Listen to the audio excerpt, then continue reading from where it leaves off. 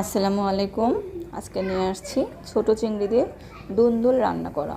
আমি যেভাবে করি, তেল দিয়ে দিয়েছি, তেল গরম হয়ে আসলে এখানে পেঁয়াজ, রসুন এবং কাঁচামরিচ দিয়ে দেবো এবং সাথে ছোট চিংড়ি দিয়ে দেবো, যাতে একসাথে লাল লাল করে কিছুটা ভেজে নেওয়া যায়। চিংড়িগুলো কিছুটা ভাজা ভাজা হয়ে আসলে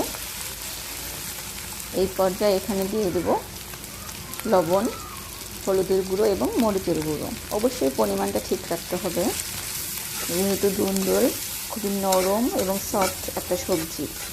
এখানে মরিচ, বিশেষ করে শুকনো মরিচ কম দিই। এই পর্যায়ে হয়ে আসলে সুন্দর করে নাড়াচাড়া করে তেলের সাথে মশলাটা মিক্স করে নেব। চুলার আঁচ মাঝারি রাখবো, যাতে পুড়ে না যায়, পোড়া যাবে না। আমি এটা পানি ছাড়া করবো রান্নাটা। এখন সবজি অ্যাড করে সুন্দর করে নেড়ে মশলার সাথে মিশিয়ে দেব। মশলার সাথে মিশিয়ে দিয়ে কিছুটা ঢাকনা দিয়ে দেবো। আর ঢাকনা দেওয়ার পরে এই সবজি দিয়ে অনেক পানি চলে আসে এমনিতেই, আলাদা পানি দেওয়ার প্রয়োজন নেই। সবজির স্বাদ একটু মিষ্টি মুষ্টি, তো আমার কাছে খুবই ভালো লাগে। কাঁচা মরিচের ঝালের জন্য তো বেটার হয়, খুব মজা হয়।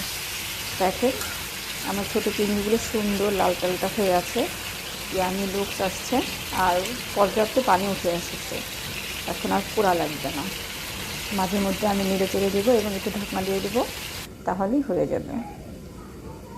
আচ্ছা, ঢাকনা উঠিয়ে কিছুক্ষণ পরে আমার রান্না প্রায় শেষের দিকে। দেখতেই পাচ্ছেন তরকারি সেদ্ধ হয়ে গেছে, খুবই সুন্দর একটা কালার আসছে। এখন আমি ধনেপাতা কুচি দিয়ে দেবো। ধনেপাতা কুচি দিয়ে আমি 1 মিনিটের মতো চুলায় রাখি, যাতে ধনেপাতার সুন্দর কালারটা থাকে। তারপর আমি চুলো থেকে নামিয়ে নিই। আপনারা এভাবে রান্না করে খেয়ে দেখবেন, আশা করি ভালো লাগবে। দুন্দুল খুবই উপকারী এবং পুষ্টি সমৃদ্ধ।